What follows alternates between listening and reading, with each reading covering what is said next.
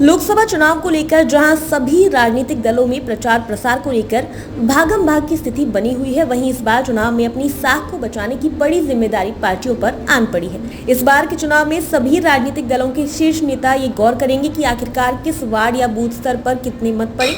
इसके आधार पर विधानसभा स्तर के राजनीतिक नेताओं का भविष्य भी तय होगा। जानकारों की माने तो आगामी विधानसभा चुनाव में भी टिकट के दावेदारों की पहचान लोकसभा चुनाव में पड़ने वाले वोटों से तय होगी। जिस विधानसभा टिकट दावेदार के यहाँ वोट कम पड़ेंगे, उनके लिए पार्टी कुछ अलग सोच सकती है। अररिया लोकसभा सीट की बात करें तो यहाँ 9 प्रत्याशी चुनाव मैदान में है। बुद्धिजीवी मतदाताओं की माने तो कुछ मजबूत निर्दलीय उम्मीदवारों के आने से मुकाबला संघर्षपूर्ण दिख रहा है, जबकि इससे पूर्व के चुनाव में एनडीए और महागठबंधन के बीच सीधा मुकाबला देखने को मिला है। पार्टी के उम्मीदवार को जिताने की जिम्मेदारी वर्कर से लेकर जिला स्तर के नेताओं पर सौंपी गई है, इसलिए चुनाव उनकी साख की कसौटी की पहचान करने में भी सहायक साबित होगा। सभी राजनीतिक दल अपने कार्यकर्ताओं और नेताओं को इस बात से अवगत भी करवा चुके हैं।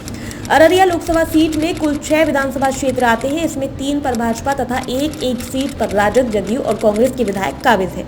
प्रत्याशी की घोषणा के बाद सभी विधायकों के जिम्मे प्रत्याशी की जीत सुनिश्चित कराने की जिम्मेदारी सौंपी गई है। जिस विधायक के क्षेत्र से वोट बैंक कम होगा, उसके लिए पार्टी में मुश्किलें खड़ी हो सकती हैं।